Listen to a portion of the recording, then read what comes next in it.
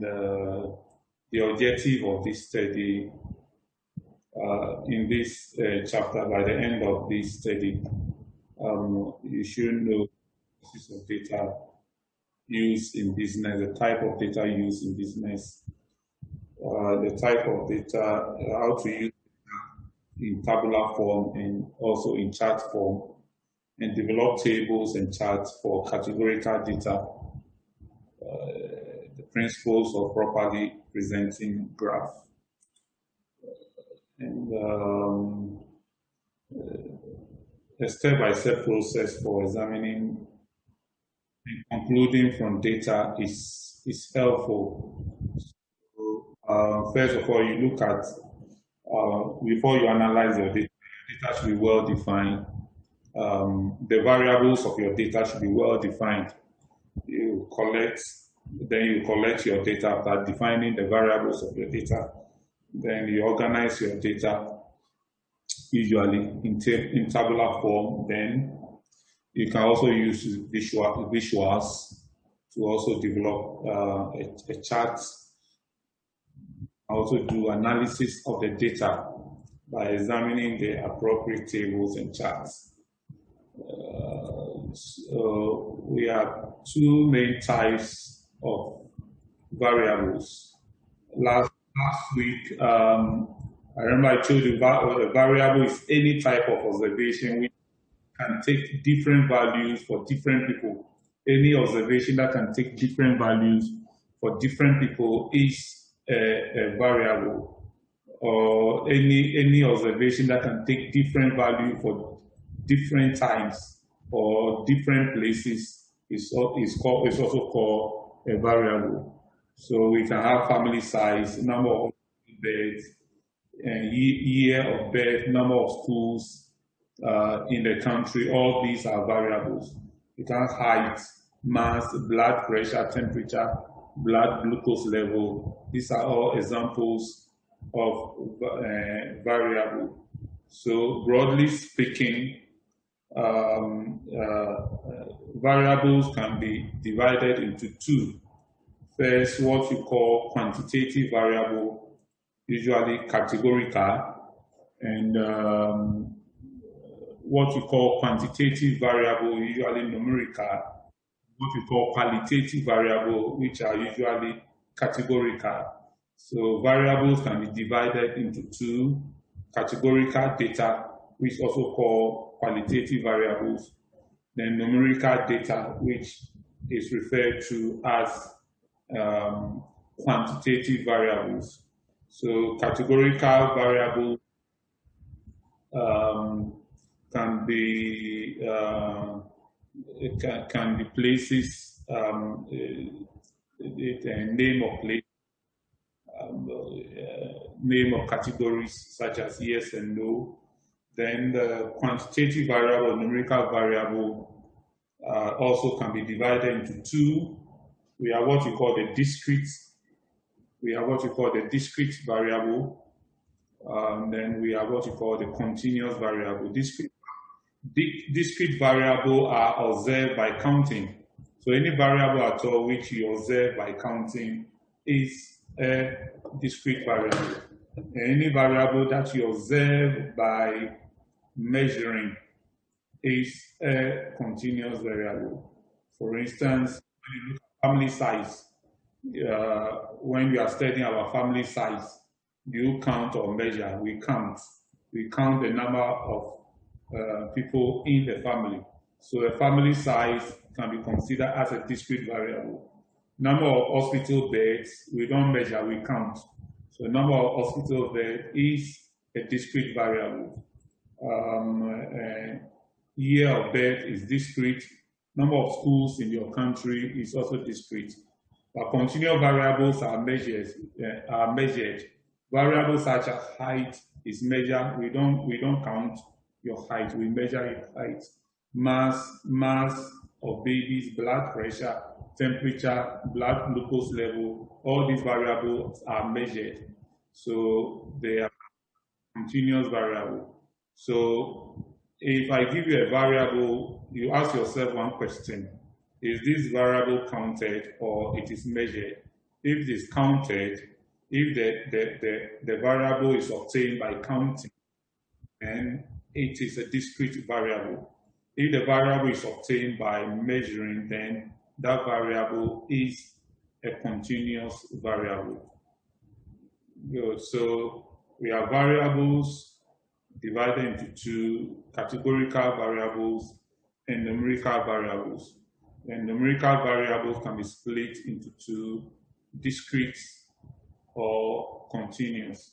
Discrete variables are variables obtained by counting, and continuous variables are variables that are obtained by measuring, such as weight, voltage, etc.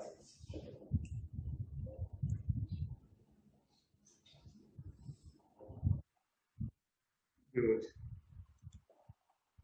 So we talk about levels of measurements. We have four levels of measurements, the scales of measurement. So the first one is what we call the nominal scale of measurement. The second is ordinal scale of measurement. Third, interval scale of measurement. Then the highest one is called the ratio scale of measurement. So what is nominal scale of measurement? Nominal scale of measurement applies to quantitative variables only.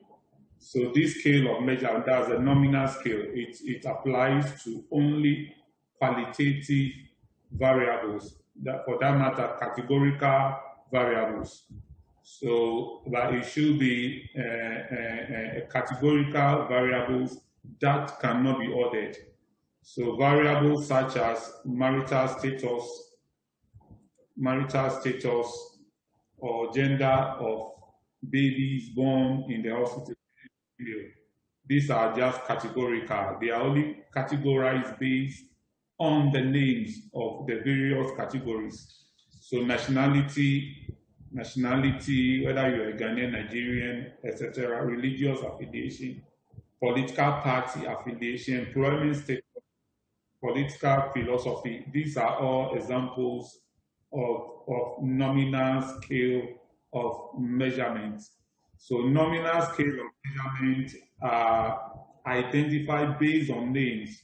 So nominal, right, name, to remember. Always nominal variable are identified by names, or they are identified by categories. But the categories under which they are identified cannot be ordered. Cannot be ordered. For instance, when you talk about nationality, you cannot say Nigerians are higher than Ghanaians or Americans are better than so. You cannot order those categories. So we refer to them as nominal scale.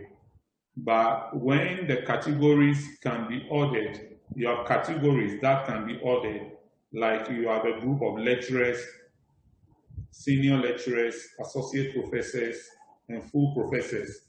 These are categories, but the categories can be ordered. When somebody is a senior lecturer, his rank is higher than that of a lecturer. When somebody is an associate professor, his rank is higher than that of a senior lecturer. When somebody is a full professor, his rank is higher than that of an associate professor. So even though these are categories, we are categorical data, but these data can be ordered. So any data at all that can be ordered is referred to as an ordinal scale. Is measured on the ordinal scale. So some few examples are position in an exams. When the exams is based on position, then we say that data is on the ordinal scale, the rank of an academic staff in a university, like lecturer, senior lecturer, associate professor, and professor. So these are ranks which can be ordered. These are categories that can be ordered. So we refer to that type of measurement as ordinal scale. The highest degree attained, whether SHS, is it SHS, first degree, second degree, PhD. So these are categories that can be ordered. Or the rank in an army. The rank in the army. What are the ranks in the army? Who can tell me? The lowest rank. Private soldier. The lowest rank in the army. It's a private soldier. Please, the lowest rank. A private soldier. The private. Private. Private. Yes, Then the next rank is what? a lance corporal. Lance corporal. The next one. Corporal. Corporal. Then Sergeant.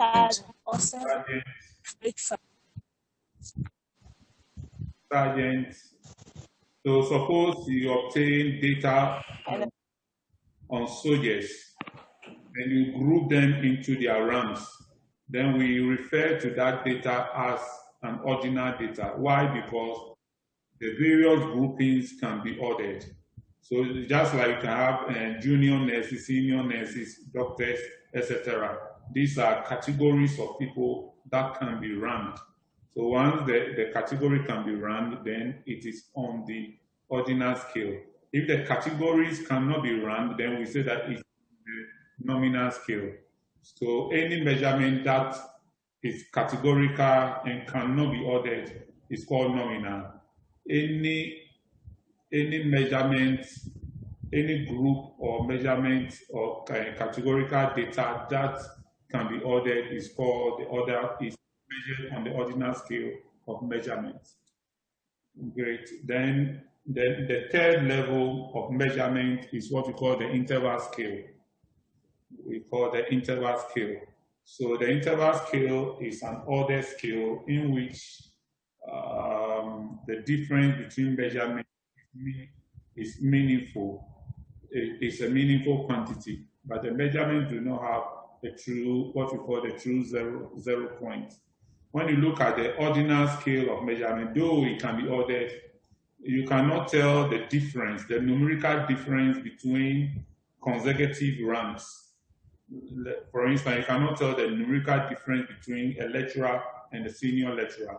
But for the interval scale of measurement, because it is numerical, interval scale is numerical, you can tell the interval, the distance between maybe the first, second level, the second and the third level, etc. So, but the point here is that in the interval scale, there's no true zero. When you say something has a value of 0, it doesn't mean 0 as you mean. It doesn't mean the absence of that quantity. For instance, suppose the minimum temperature of 3 cities. The 3 cities are X, Y, and Z. On a particular day were 0, 20, and 10 degrees Celsius, respectively. It is clear that we cannot find it. We can find the difference between these temperatures. We can find the difference between these temperatures. For example, city Y is 20 degrees Celsius hotter than city X. However, we cannot say that city X has we cannot say city X because the temperature is 0 degrees Celsius. We cannot say that city X has no temperature because when you convert 0 degrees Celsius to Fahrenheit, you realize it to be about 32 Fahrenheit. So though in degrees Celsius it is 0, but when you convert it to Fahrenheit, it is 32. So 0 is not 0. So in the interval scale of measurement, we don't have a true 0. We don't have a true 0. 0 doesn't mean the absence of the quantity that you are measuring. But so 0 does not mean anything in the interval scale of measurement. So that's the interval. So the next one is a ratio scale. The ratio scale has all the characteristics of the interval scale. The only difference is that the ratio scale has a true 0. So on the ratio scale, when you say something is 0, it means there's absence of that quantity. that quantity does not exist at that time, or that quantity is absent. For instance, when you have a scale and the scale reads 0, it indicates that there is absolutely no weight on the scale. When the scale reads 0, it means, if the correct scale anyway, it means there is absolutely no weight on the scale. So 0 kilograms, whether you measure in kilograms, 0 kilograms the same as 0 pounds, is the same. Convert it to any unit, is still 0. Unlike temperature, when you are 0 degrees Celsius, you convert it to Fahrenheit, then it's now 32. But temperature has no true 0. But when you talk about weight, 0 is 0, irrespective of the unit you convert it to. It is still 0. Whether you measure in pounds is 0, or kilograms is still 0, or grams, you measure in grams, 0 is still 0.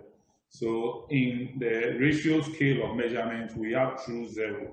Example is weight, the weight of the mass of the prices of items in the shop. So these are all examples of ratio scale of measurement. And ratio scale of measurement, interval is meaningful, and the ratio between two consecutive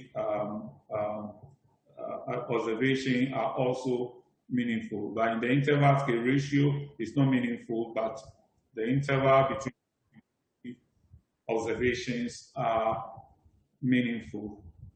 So these are the difference between nominal scale of measurement, ordinal scale of measurement, ratios, interval scale, and ratio scale. In the summary, we looked at 4. Nominal, which have to do with categorical, which cannot be ordered. Ordinal scale, which has to do with categorical, that can be ranked or ordered. Ratio scale, interval scale is numerical, that interval between two consecutive observations are meaningful. And also has no true 0. That's the interval scale. The ratio scale of measurement, the interval between consecutive terms are meaningful, and also ratio between two consecutive terms are also meaningful. And in the ratio scale, there is true 0. An example of ratio scale, examples of ratio scale are weight, temperature in the Kelvin scale is also ratio, because temperature in the Kelvin scale has true 0. The masses of babies in kilograms is also a ratio scale. Price of items in a shop. Any question? Gender of babies born in the hospital.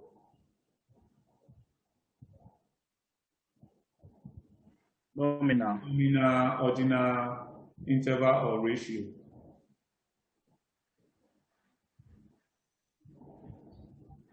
Ratio. Nominal, sir. Yeah, it's nominal. Because It's nominal.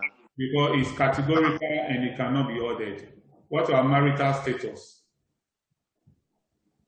Nominal, sir. Nominal. Nationality. Nominal. Nominal. What about the masses of babies in kilograms? Also nominal. Very Nominal. good. No. It's ratio. Ratio. It's ratio. It's Ratio. Ratio. Thank you. You are doing well. What about temperature in degrees Celsius? Interval. Ordinal. Thank you. It's interval. Okay, I think- Interval. What about price of items in the shop? Ordinal. Ratio. Ratio. It's ratio, sir. Great, great. What about position? Ratio. Position in an essence. Like Ordinal. Ordinal. ordinal. Thank you. The rank of an academic Ratio. university. No. The rank of an academic staff in the university.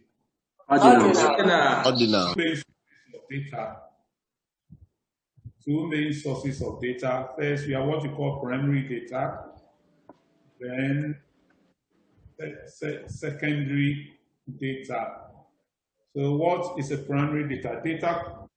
In the primary, the data collector is the one who is the one using the data for analysis. So in the primary data, you, the researcher, you collect your own data and you analyze. But secondary data is a data collected by a company or organization. You just write to them and you go for the data and you use it for your own analysis. So such data, so we have two types of data: the primary data, with the collector using the data for analysis. He go for it, he measured it or observe it himself. And secondary data, data that has been observed by an organization or a corporation, etc. To then you, the researcher, you apply, you go for the data and use it for your own analysis. So two sources of data, primary data and secondary data. So source of data fall into four categories: the data distributed by organization or an individual. The data distributed by an organization or an individual is usually secondary. A design of experiment usually is designed by the researcher himself. So usually it is primary. A survey is done by the researcher himself. Most of the time it is primary. The data, and then an observation study. The researcher usually primary. This is an example of a one variable frequency distribution table, but they said that the frequencies have been converted to percentages. That's talking about banking preferences. The variable here is banking preference. So for every study, you must identify the variable. So you are studying about banking. What are you measuring? So you are measuring the banking preferences of customers. So ATM, 16% prefer to use ATM. Automated or light telephone, only 2%. Drive-through service at a branch, 17%. In person at a branch, the modal distribution, that's 41%. Then they also prefer internet, it's 24%.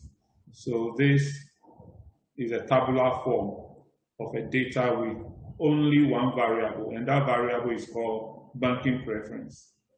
This is a categorical data with only one variable. So sometimes you can have a categorical data with two variables, such as the data display on the screen. That's a company has to choose among 3 different pension plans. Management wish to know whether the preference for pension plan is independent of job classification.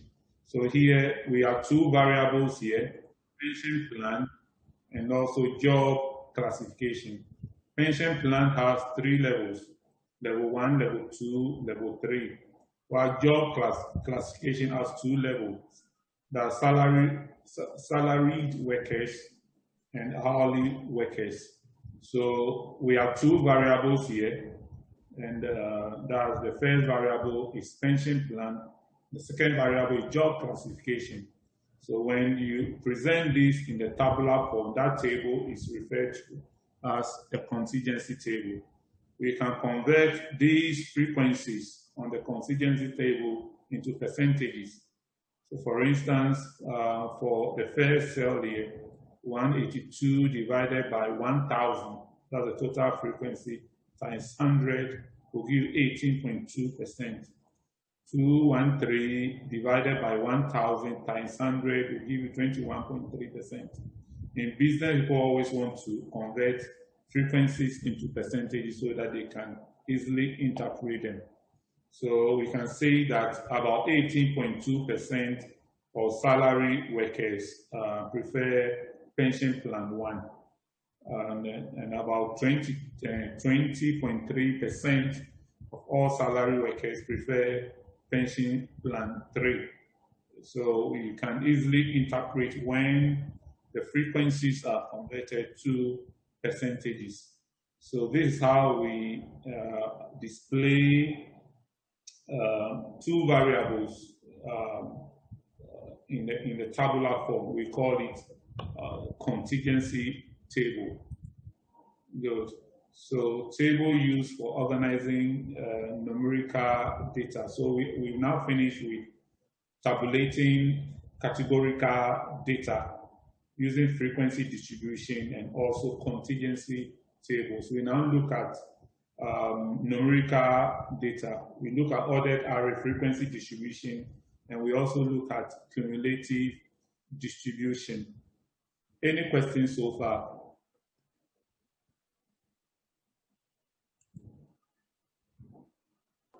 Yes, sir. Okay, so let me hear your question. Okay. My question is,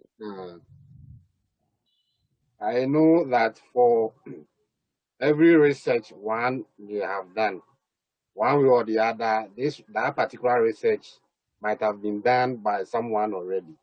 So the question is that secondary data and that of primary data, at what point in time will you choose between the two?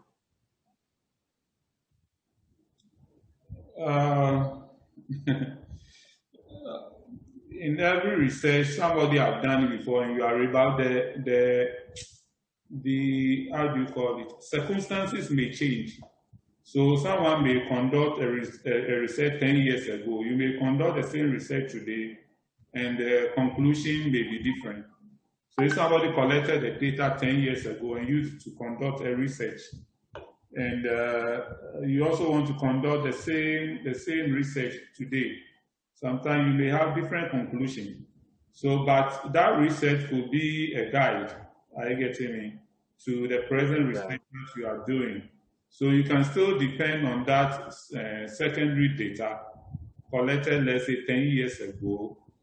But it is very important for you also as a good researcher to collect your own current data. For instance, when I was doing my MPhil, I did something on mobility of lecturers at the University of Ghana. I collected a certain data to draw my conclusions.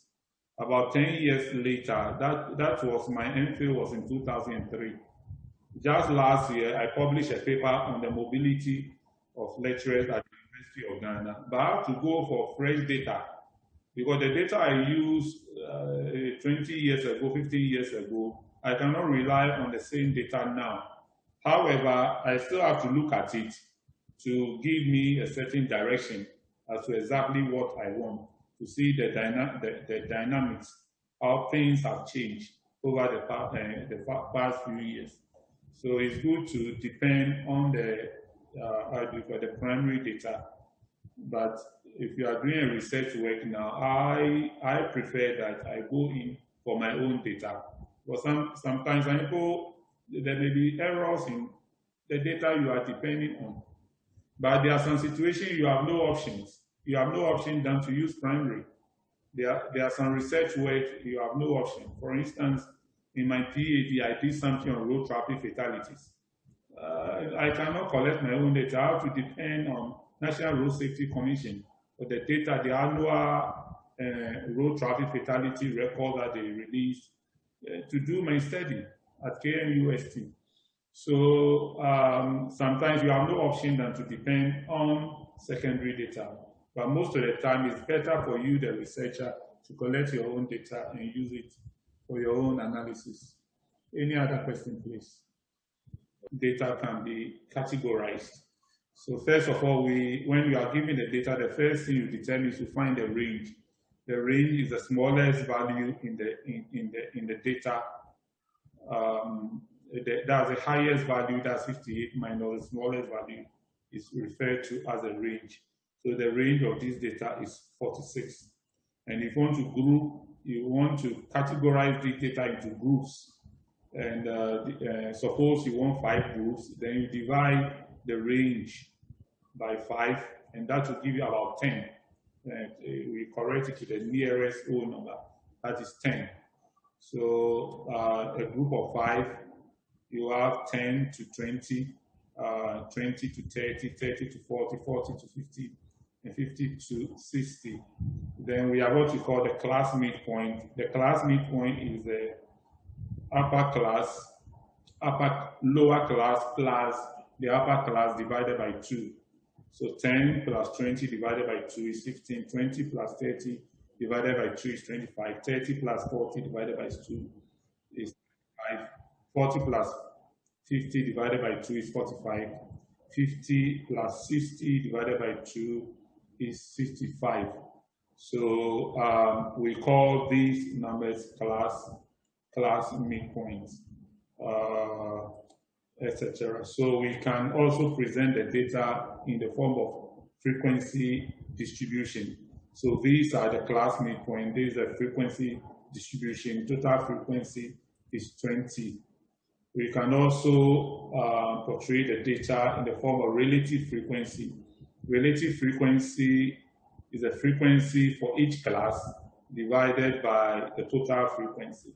So we have 3 divided by 20, which is 0.15, 6 divided by 20, 0.305 divided by 20, 0.25, 4 divided by 20, 0.2, 2 divided by 20, 0.1. And the total for the relative frequency is always 1. You can also convert the frequency into percentages. As I said, business people always want to analyze their data in percentages instead of frequencies. So how do you convert the frequencies to percentages? It will be 3, each value for each class divided by 20 times 100. So 3 divided by 20 times 100 is 15. 6 divided by 20 times 100 is 30. 5 divided by 20 times 100 is 25. 4 divided by 20 times 100 is 20. 2 divided by 20 times 100 is 10. So we call this percentage distribution of the frequency distribution. Percentage distribution of the frequency distribution. Or you can simply multiply the relative frequency by 100. Multiply the relative frequency by 100 and gives you the percentage distribution. You multiply these figures by 100, gives you the percentage distribution. Okay, you can also present the data in the form of cumulative frequency. You can present your data in the form of cumulative frequency. Cumulative frequency is a frequency which is presented cumulatively. Cumulatively means that the first frequency here is 3. You add the 3 to the next frequency 6, which will give you 9. 9 plus 5 is 14. 14 plus 4 is 18. 18 plus 2 is equal to 20. And the last value in the table for the cumulative frequency should always be equal to the total frequency. And you can also convert the cumulative frequency to percentages. So that will be 3, the first value is 3. 3 over 20 times 100 is 15. 9 over 20 times 100 is 45. 14 over 20 times 100 is 70%. 18 over 20 times 100 is 90%. 20 over 20 times 100 is 100%. So we can have data presented frequency. The frequency can be converted to percentages. And then this also we can also have the cumulative frequency and the percentage cumulative frequency for the data. So this is a simple data talking about the number of children per family. So this data obtained from 54 families. So we're talking about the number of children per family. And this data is presented as a frequency or a frequency distribution by first doing the tally. So we have 6 families with 0 children. We have 12 families with one child. Then we have 18 families with 2 children. And we have 10 families with 3 children. We have 8 families with 4 children. So when you present a table in the frequency distribution, you can easily interpret them. And you can convert these frequency distribution also into percentages and use it for your analysis.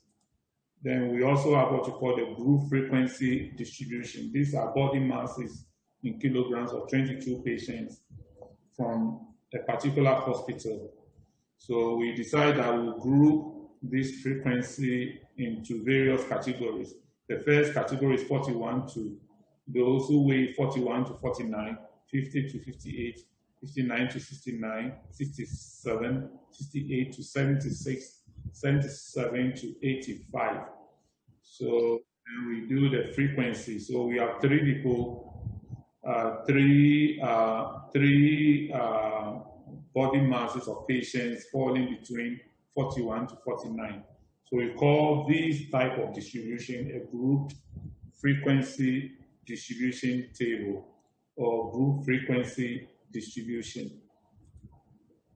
Then we have what we call the cumulative frequency distribution. Like I've explained, you add the frequency cumulatively, and that gives you the cumulative frequency distribution for the various groups.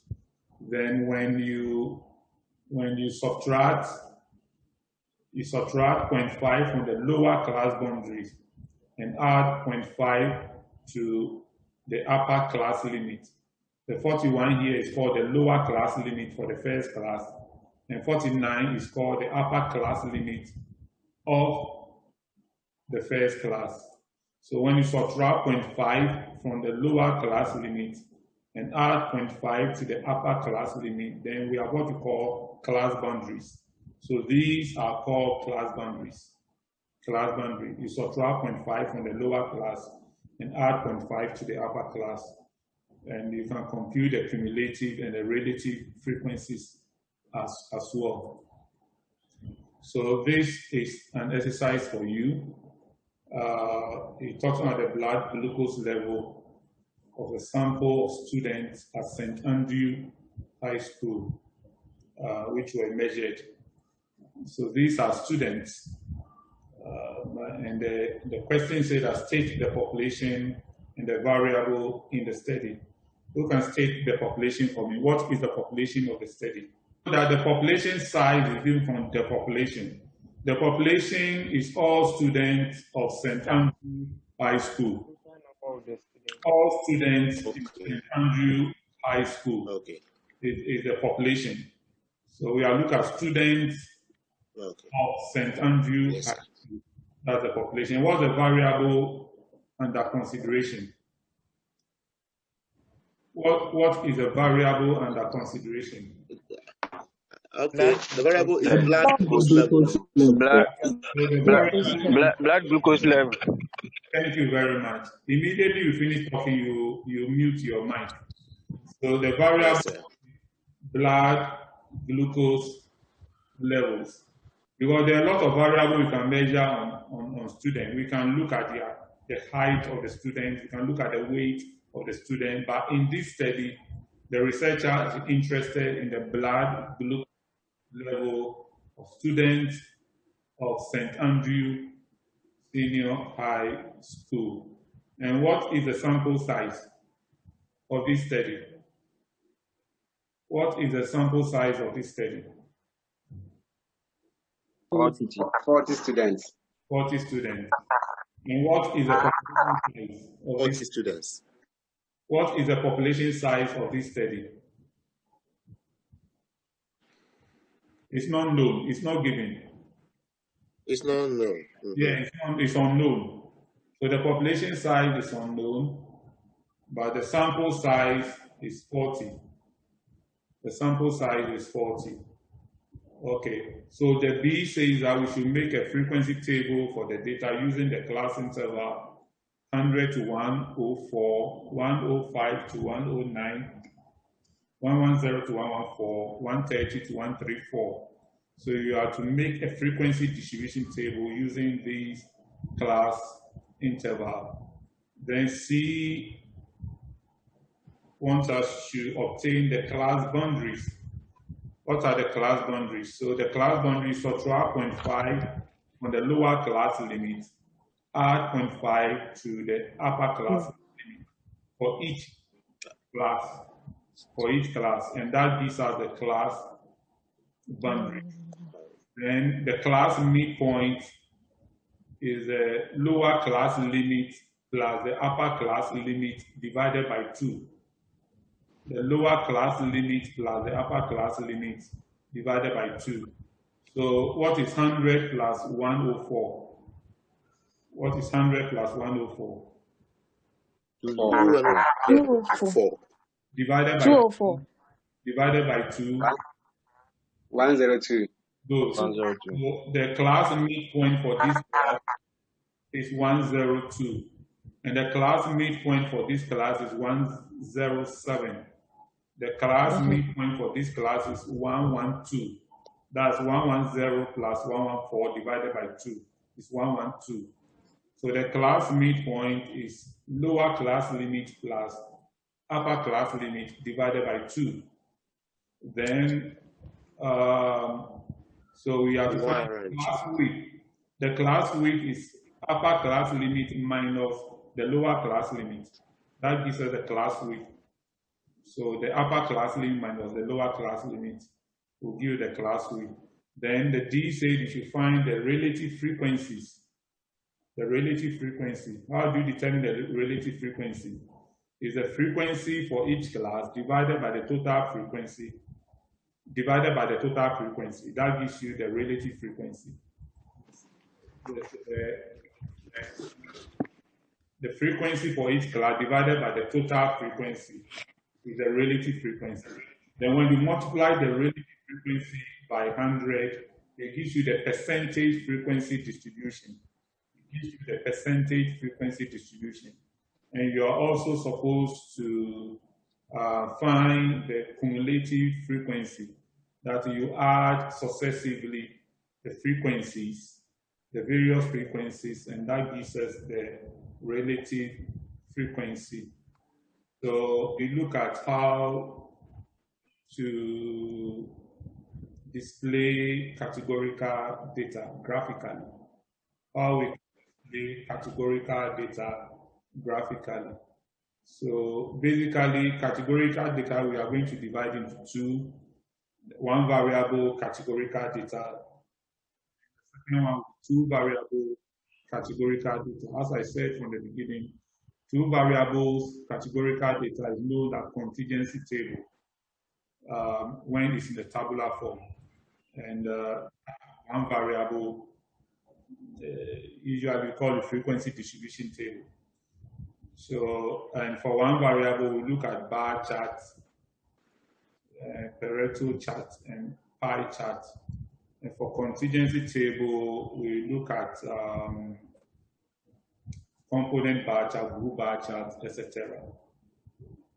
So this is a bar chart. This is about the banking preferences. So we have the various levels of banking preferences. The banking preferences has 5 levels for this question. So we are 1, 2, 3, 4, 5 levels. And the height of each bar refers to the frequency or the percentage frequency. You can also use a relative frequency. So the height of the bar could be percentage frequency.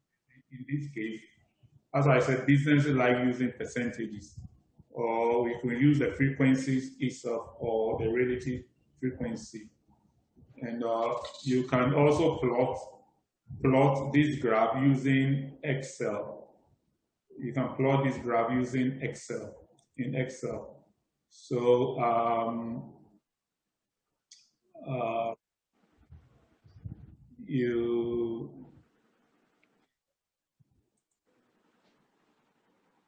so you go to this. Can you see my Excel sheet?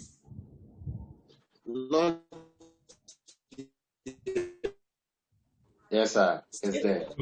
Yes, sir. So this Yes, sir. Yes, sir. great. So if you want to construct a bar chart using Excel, first you highlight the data, including the heading, including the headings. Then you go to insert. Under insert, you come to here, where you have all your bar charts. So these are examples of bar charts that you can obtain. So you click the preferred type that you want of bar chart. So this is the bar chart. You can also have the figures. You go to quick layout. Quick layout, you want the figures, the percentage distribution on top of the bars.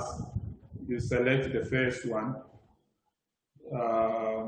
So different layout. If you want the percentage distribution to appear on top of the bars, you go to quick layout. There are various options. You select the one that you want to use for your presentation. So this is we call this one a simple bar chart. So you can also use Excel to draw a simple bar chart. So we go back to our data. So you can use Excel. So this is what you do to construct the bar chart using Excel. Then we come to when you have two variables, the situation where you have two variables. This is what you call contingency table. So here the distribution of the frequencies here are classified based on two criteria. First, we have the sales. These are the years. Then we have the agricultural produce, which is the second variable. So we have the first variable which is called sales, which is made up of years, 1995, 1996, 1997. So the data, the frequencies are classified based on two criteria, first sales and agricultural produce. Sales has 3 levels. Agricultural produce also has 3 levels. So how do you present this data in the chart? In the chart form. So the chart form, what we call the component bar chart, is what is given in the graph. In the graph. And we can also use Excel to draw the component bar chart. So here, this is 1995, this is 1996, this is 1997. We can also use the same. So let me go back to my Excel sheets and show you how you can use Excel to draw the same graph. So this is the data. Please, can you see my Excel sheets? Yes, sir. Great. Sure. Yes, sir. That's great. So I'm going to, instead of 1995, I'm going to write year 1. If I don't do it that way, the table will recognize the years also as the data, and you also plot it. So I'm going to use this one as year 2, then refer to this as year 3. So that is my categorical data. So we are year 1, coffee, cocoa, palm oil. Year 2, coffee, cocoa, palm oil. Year 3, coffee, cocoa, palm oil. So if you want to plot a component bar chart, you highlight your data with the columns. Then you go to insert, you choose bar charts. Then we select component bar charts. So this gives you the various components of the bar chart. So we call the component bar chart. But we have series 1 is for coffee, series 2 is for cocoa, and series 3 is for palm oil. But we can change it. We can change it by right-clicking it. Then we select the data. Then series 1, you edit. You select series 1, you edit. So series 1 is for coffee. So you see now series 1 has now changed to the correct description. Then series 2 is for cocoa. We edit series 2, that is cocoa or cocoa. So series 2 now is cocoa. It's left with series 3, which is palm oil. I edit it. Then I click here, and that is palm oil. So the next line, which is called group bar chart. So group bar chart is similar to the component, except that this time the bars are joined to each other in an horizontal way. You draw it, then the years are below and the sales are on top. You can also convert the sales to percentages. Because as I said, business data are better interpreted when it is converted to percentages. So you can convert these values to percentages and also display it in the bar chart. So I go back to my Excel sheet. Then look at how we can construct a component bar chart, a group bar chart using Excel. So the same way you highlight your data, you go to insert, and then to the bar chart. Instead of selecting the second one, which I selected first, we now select the first one. So you select the first one, then it gives you what we call the group bar chart. So you have the component bar chart, then the group bar chart. You can also change the series name, going through the same process to change the series name to coffee, cocoa, and palm oil. Okay, now your question. Then you right click. Okay. When you right click, then you choose select data. So when it says select data, it says series 1, series 2, series 3. So it's on series 1. So you click edit. Then you click this arrow. Then what does it represent? Series 1 is coffee. So you come and click on coffee in your data. Then click on the arrow again. Then you see that coffee has now appeared, where we have series 1 now been replaced with coffee. Then you go to series 2, you edit series 2, the arrow there. Then you come and choose cocoa, you click. Then it changes, series 2 now changes to cocoa. Then we edit series 3. What is series 3? Series 3 is palm oil. So we can also plot what you call the pie charts. We can also plot pie charts. And so the pie chart, how do you plot a pie chart? First, using manpower, how do you plot a pie chart? You convert all the observations here. What are the observations? 24, 96, 18, 60, 12, and 30.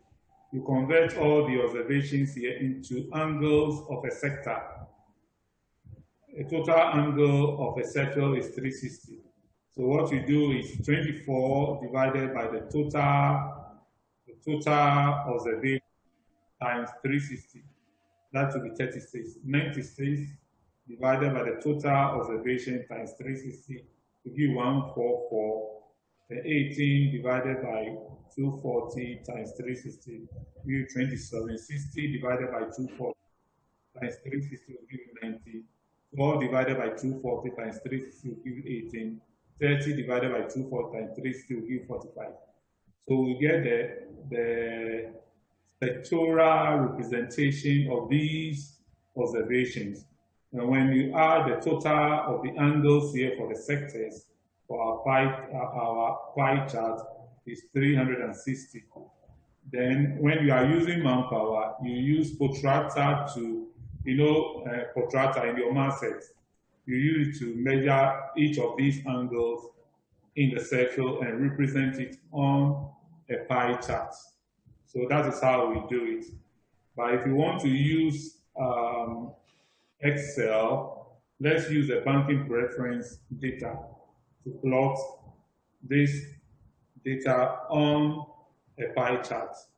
So let's go back to our Excel sheet. We go back to our Excel sheet. Then on our Excel sheet,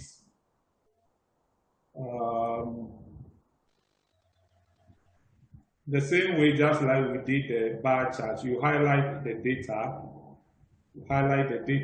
then you come to insert, then you move to pie chart. There are pie charts here, you click it, I choose the first one, that gives me my pie chart. It gives me my pie chart. If you want to get the percentage distribution within the pie chart, click on it, click on the pie chart, right click it, right click, you come to add data labels. Add data labels, there are two. You select the first one, it pulls the percentage distribution inside the sectors, the various sectors. You can add data callout, so it gives the names of the various levels, the ATM, together with the percentage distribution of the pie chart. So this is Pareto chart for the banking preferences. So first of all, we plot the bars in descending order of magnitude. We plot the bars, the various bars, in descending order of magnitude. Then we find that we also plot the cumulative percentage frequency distribution. We plot that one also. The cumulative percentage distribution, we plot that one also on the same bar, on the same graph. So when we plot the cumulative percentage distribution together with the bar chart, we call this one a Pareto chart. So this is a Pareto chart for banking preference. Great. You see the following are the marks scored by candidates in an English test. Construct a stem and leaf plot for the. So we say since all the measurements are 2 digits, you see all the measurements here are 2 digits. So we use the first digit as our stem. We use the first digit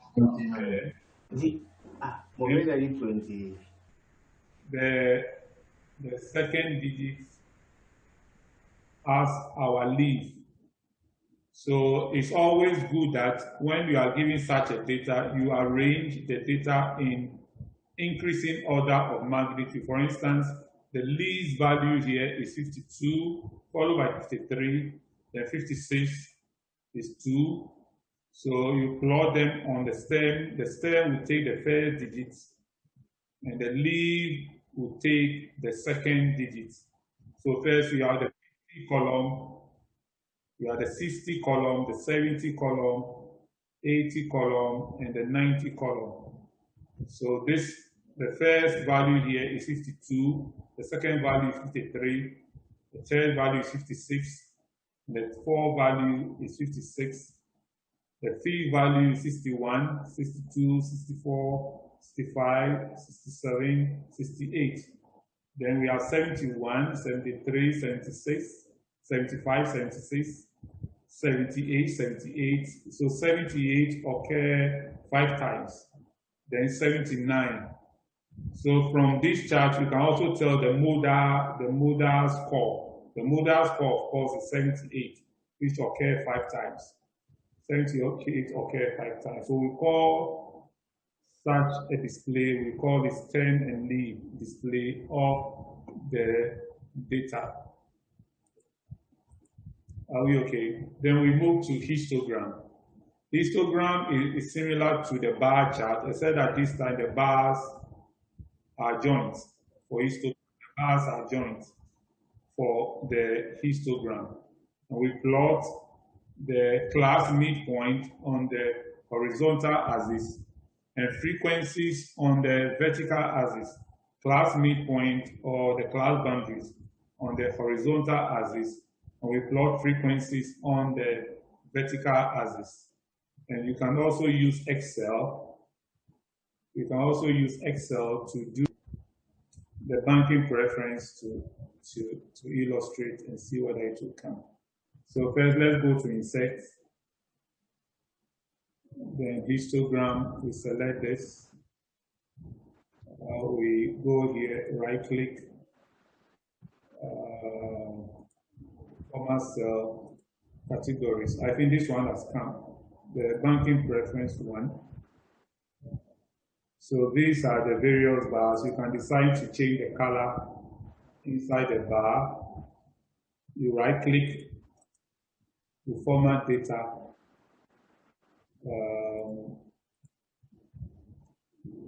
You choose solid, you can change the color, or you can change the borders by putting a solid border over there. So these are the various categories. Then we have the bars for the various categories.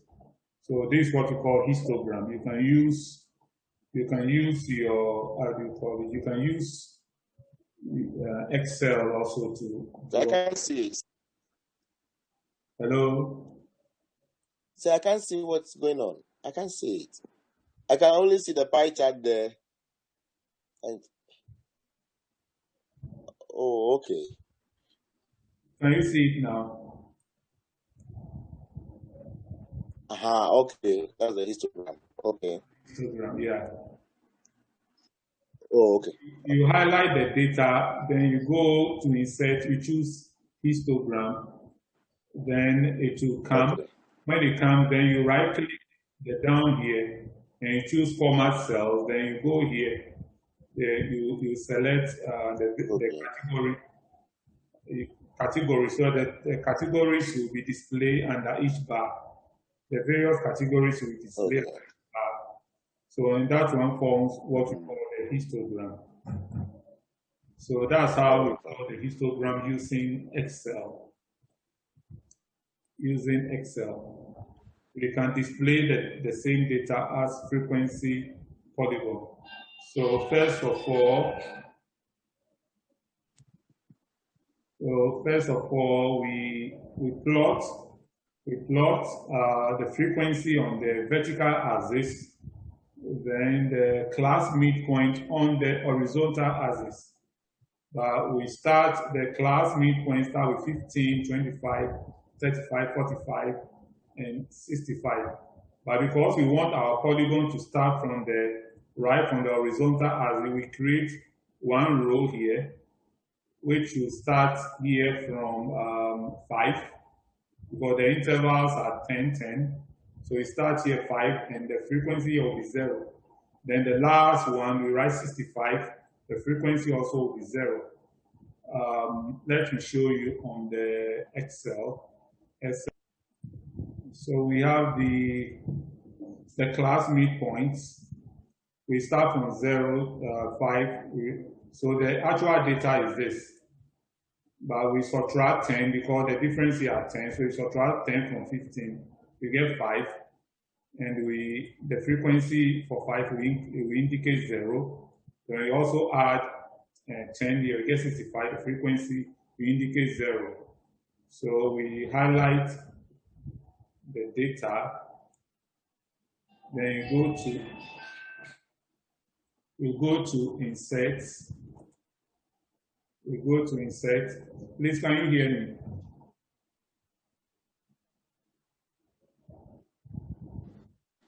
Yes, sir. Yes, sir. Yes. Yes, sir. So insert, then you come to scatter diagram. You select this one, and that gives you what we call your frequency polygon.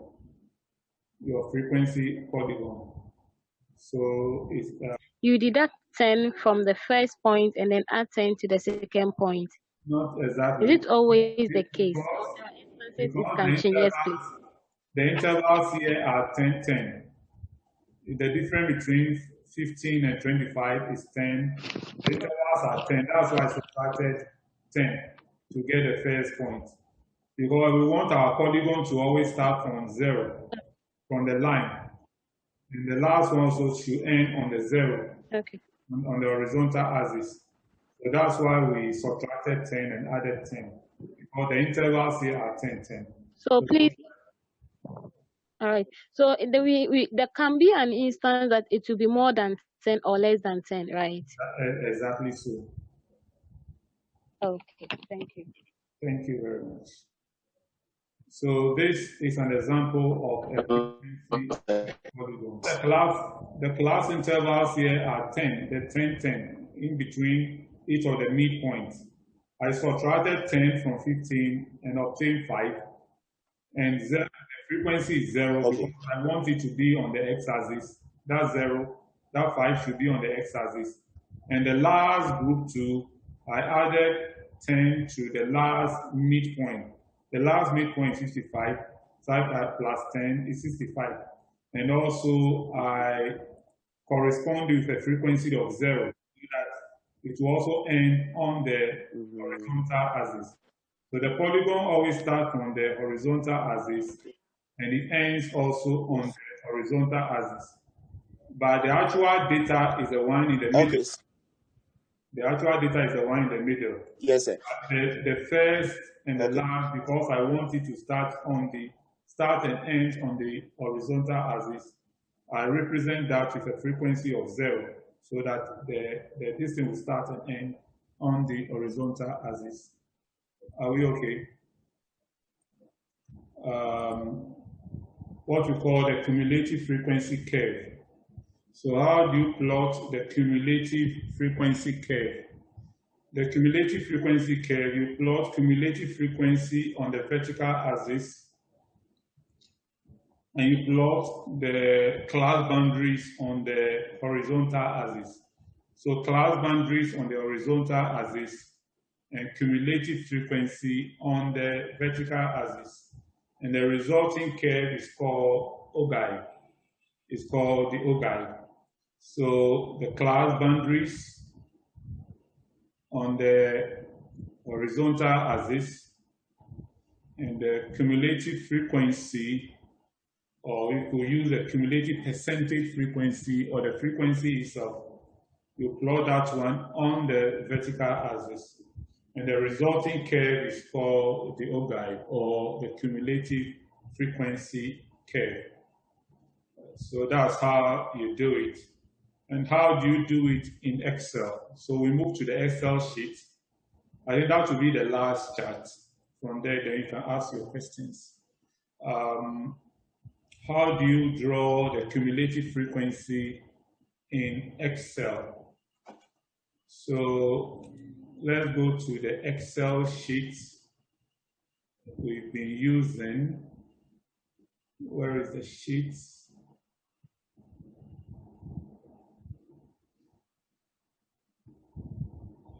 Well,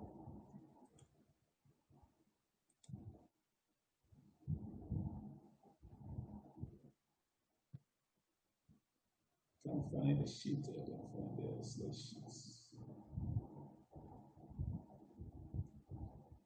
Okay.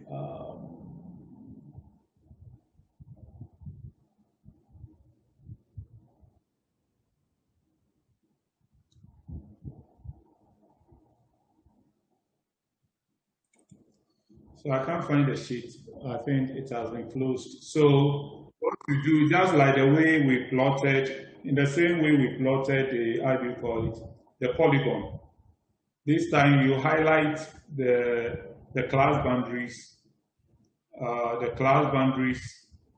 together with the cumulative frequency. You highlight it, then you choose a line chart similar to that of the polygon. Then you draw the chart. When you draw the chart, you obtain a shape such as this. And this shape is called the OGAI. So you can also use the, how do you call it? You can use Excel also to draw the cumulative frequency curve. You can use Excel to draw the cumulative frequency curve. Great. And so these are the procedure you use to draw using Excel.